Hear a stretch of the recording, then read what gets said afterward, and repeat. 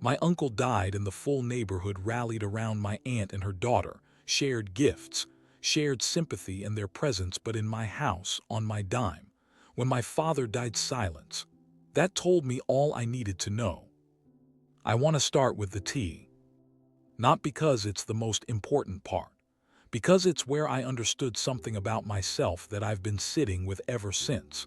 That I am the kind of person who makes tea for 30 people in a house that isn't grieving its own loss. That I do it without being asked. That I do it well. And that the specific people I made it for would not return the gesture when the time came. I knew that before the time came. I think I knew it while I was making the tea. I kept making it anyway because that's who I am, and I haven't decided yet whether that's a strength or just a very expensive habit. Let me go back. My uncle died on a Tuesday. He was my father's brother, not a man I was close to in the particular way of some uncles and nephews. He was present at gatherings, warm enough, the kind of man who filled a room without doing very much specific in it. His death was sudden, a heart attack, the kind that doesn't give you time to prepare or say things or finish conversations you'd been putting off. By Wednesday afternoon, our house was a different place. Not our house in the sense of belonging to us. We lived in a neighborhood with the specific density of community that exists in certain places, where people know each other's business and each other's schedules, and consider themselves part of each other's lives in ways that feel like warmth until they feel like something else. When my uncle died, that community activated. They came in shifts. The neighbors first, then the neighbors' relatives, then people from the mosque, the community center, the shops on the main road. They came with food wrapped in foil and boxes of sweets and envelopes that I understood contained money, because this is how grief works in our culture. You don't come empty-handed. You bring something, you sit, you eat. You offer what you have and you leave when the next group arrives. My aunt received them. My cousin, her daughter, 19 at the time, sat beside her. They received condolences and gifts and the specific warmth of a community closing around them. I made the tea. 30 cups on the first day, more the second. I lost count by the third. My mother helped. We kept the kitchen moving, the kettle, the cups, the milk, the sugar, the specific choreography of hospitality for people who are grieving someone else while I am simply working. I want to be clear that I don't resent having done it. The tradition is real and the comfort it provides is real, and the people who came meant well in the way that most people mean well when they show up. I'm not telling you this to build a case against them. I'm telling you because the tea is the foundation of what comes later. You need to understand how much tea I made before you understand what the silence meant. The funeral was on a Friday. Thursday evening, my cousin came to me and said she had a problem. Her university had scheduled an orientation tour for Friday morning, a campus visit she'd arranged months before for a course she was starting in September. She didn't know what to do. I said it was her father's funeral. She said she knew that. She said she'd already spoken to her mother, and her mother said it was fine, that her father would have wanted her to go, that education was important, and that she shouldn't put her future on hold for a day that was going to be difficult regardless of whether she was present. I said I understood. I didn't say what I thought. The family didn't say what they thought either, not publicly, not in any way that reached my ears. The cousin went on the university tour on the morning of her father's funeral. She came back in the afternoon. Nobody discussed it. When someone outside, the immediate family, raised an eyebrow, my aunt said firmly that it had been her decision and her husband's wish, and that was the end of it. I held that. Not dramatically, not with visible resentment. I filed it in the specific place where you put things you're not ready to fully examine, and I kept making tea. 2 years passed. I saw those neighbors regularly. The woman from the house on the corner who had come 3 days in a row. The family from the end of the road who had brought a large box of sweets and sat for an hour.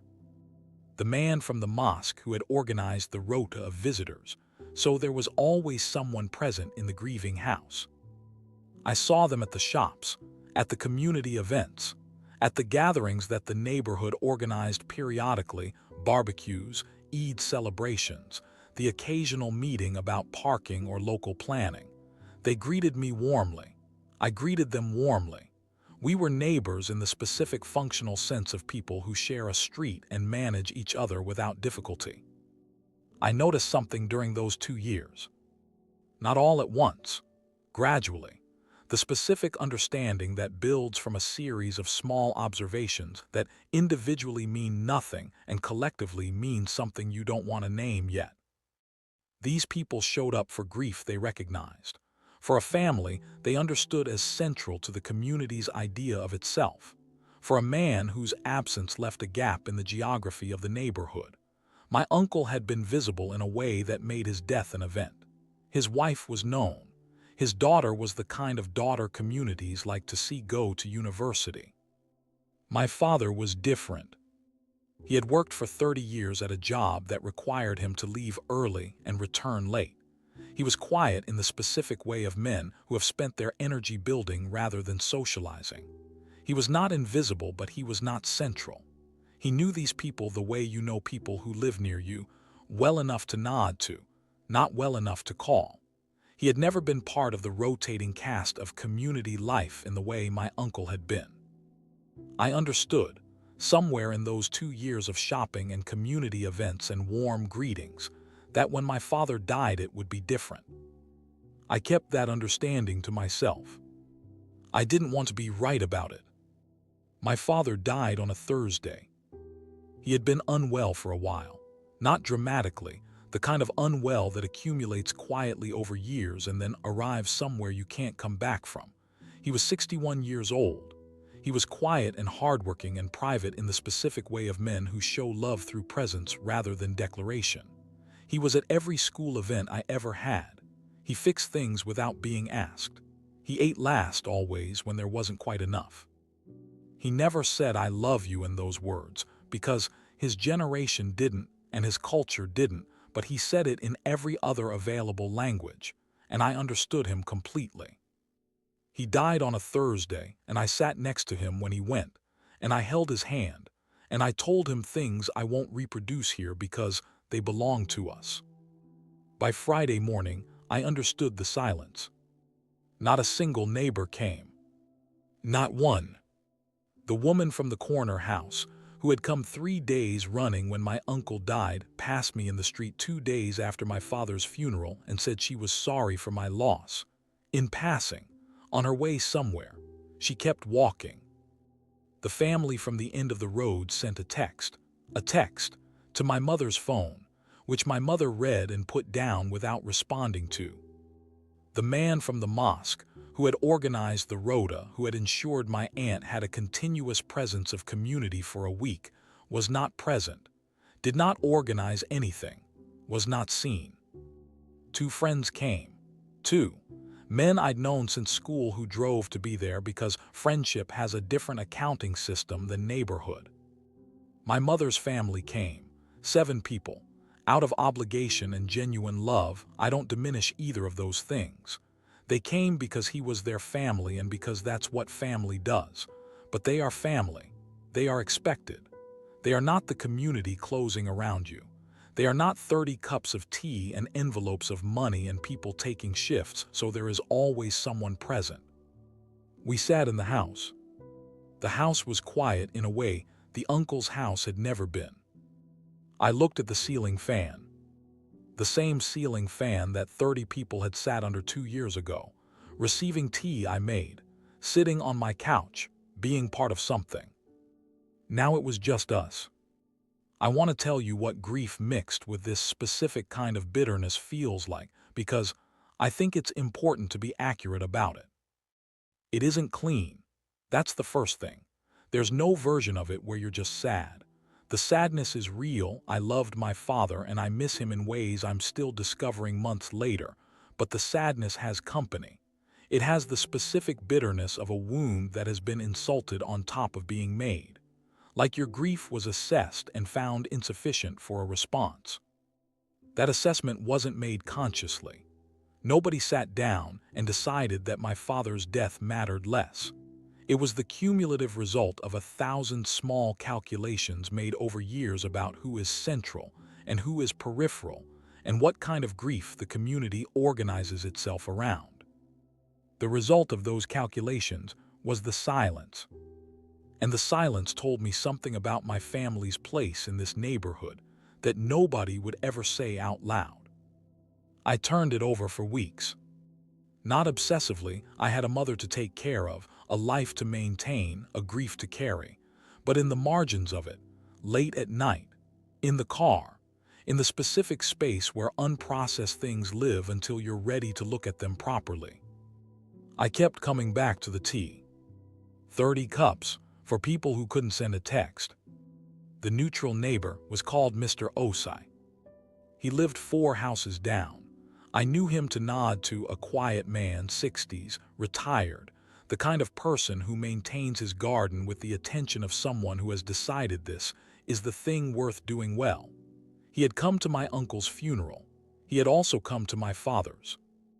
Not with 30 other people, alone, with a card, which he left with my mother without making a production of it. He came to see me about 3 weeks after the funeral, knocked on the door, said he wanted to check in, said he'd noticed how quiet things had been and he was sorry about that. I looked at him for a moment. I said, "I appreciate you coming, Mr. Osai. Both times, I noticed you were one of the few who did." He said he knew, said he was sorry he couldn't speak for anyone else. I said, "I made a lot of tea when my uncle died, for the neighborhood. I kept thinking about that." He didn't respond immediately. I said, "I hope someone made tea for whoever comes to your house when the time comes. I genuinely do. I hope 30 people show up and sit in your living room and eat from your kitchen, and I hope you feel held by your community. That's what it should be. I just noticed that it's not consistent." He said, "That's fair." I said, "Thank you for coming, both times." He nodded and left. That was the most I said to anyone in the neighborhood about any of it. I talked to my mother. Not immediately. She was grieving. She was allowed to grieve without being burdened with my analysis of the neighborhood's response to it. I gave her weeks, watched her move through the house, watched her do the things you do when the person who has been in every room with you is suddenly in none of them. She didn't say much about the silence, but I watched her notice it. The way she looked at her phone and then put it down. The way she'd stop sometimes when we passed a neighbor in the street and the neighbor said something brief and kept walking. The specific expression of a woman recalibrating her understanding of where she stands in a community she's lived in for 20 years. She didn't say it, she didn't need to. One evening I sat with her and I said, "I think we should move." She looked at me. I said, "I don't think this is where we should be anymore. I think we've been here for 20 years and we gave this neighborhood something real, and I think the neighborhood showed us what it gave back. I think you deserve to be somewhere that doesn't remind you of that every time you look out the window." She was quiet for a long time. Then she said, "Where would we go?"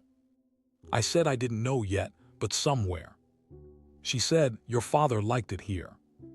I said, "I know, and I think that's part of why I want to go." She thought about it for 3 weeks.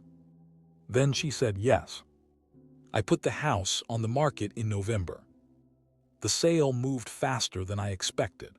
The buyer was a man named Judge Hartley, retired in his 70s, the kind of man who has spent a lifetime in rooms where precision matters and has carried that precision into retirement. He moved carefully and asked good questions and made an offer that was fair. We agreed. The transaction proceeded. Then the HOA sent a letter. I should explain. The neighborhood had a homeowners association with a policy I had known about in the abstract and never thought about specifically.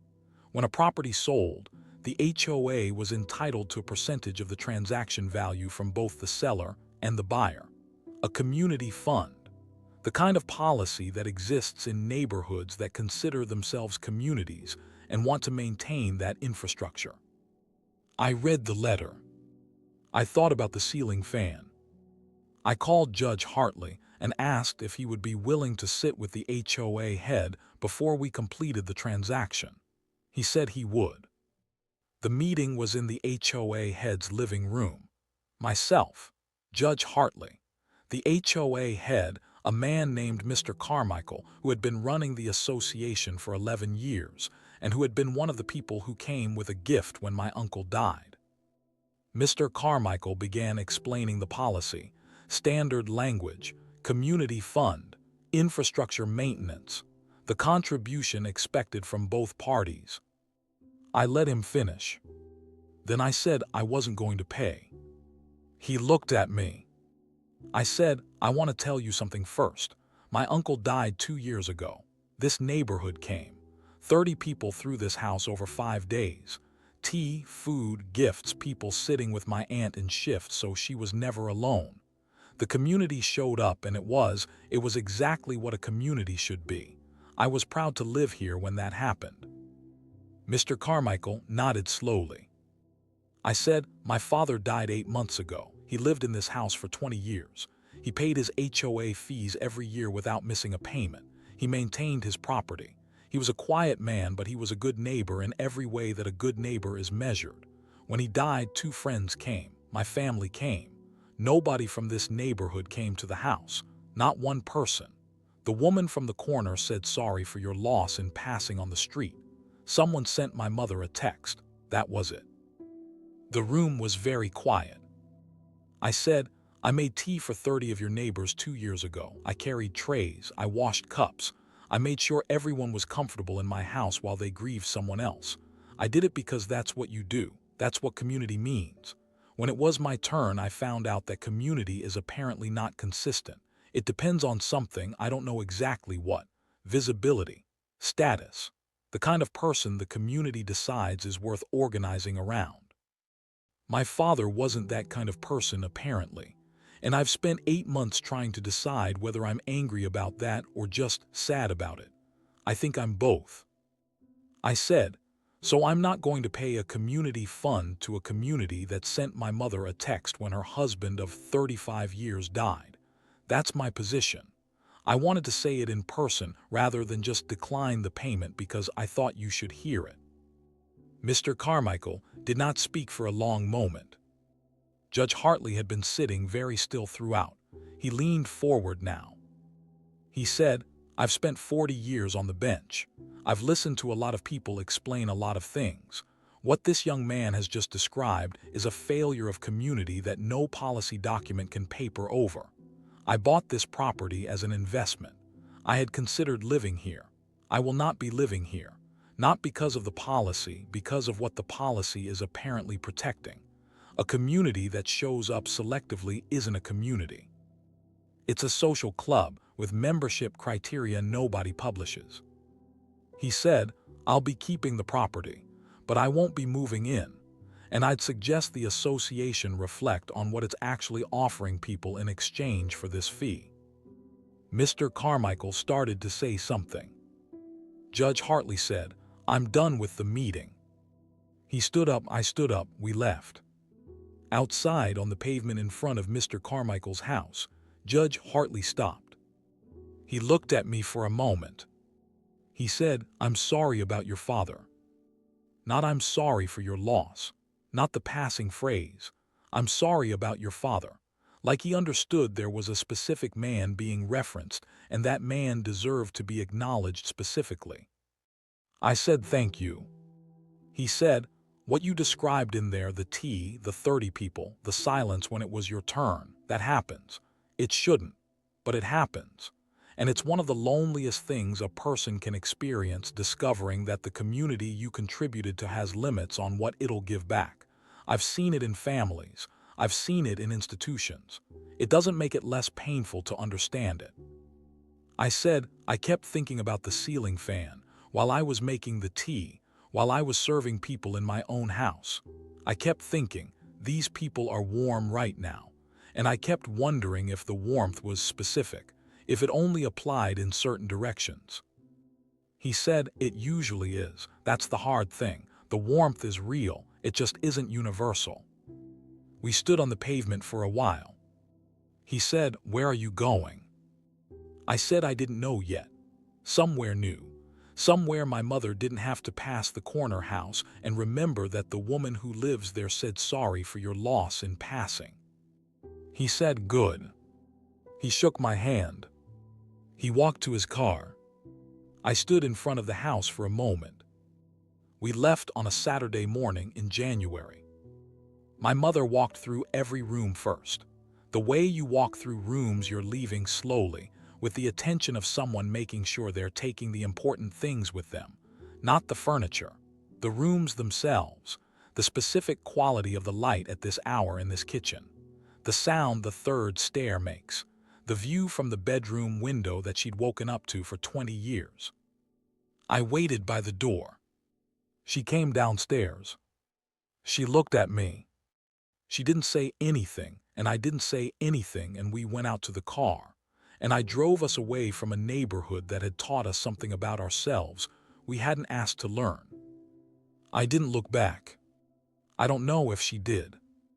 We don't talk about it much. That's not avoidance, it's just that some things have been fully understood and don't need to be revisited. The understanding sits between us like something solid. My father was a good man. He deserved better than a text and a passing sorry. The neighborhood that couldn't manage more than that doesn't deserve our grief about leaving it. We are somewhere else now. The ceiling fan in this house is different. I haven't made tea for 30 people yet. I might not ever. Or I might because that's who I am, and I haven't fully decided whether to change that. What I've decided is that I'll know now. I'll know that warmth given isn't always warmth returned. I'll know that community is a word that covers a lot of different realities. I'll know that some silences tell you more than any condolence card ever could. My father knew how to be quiet. I learned it from him. But I also learned from him that sometimes the quiet has to end. That meeting was my quiet ending. This is the rest.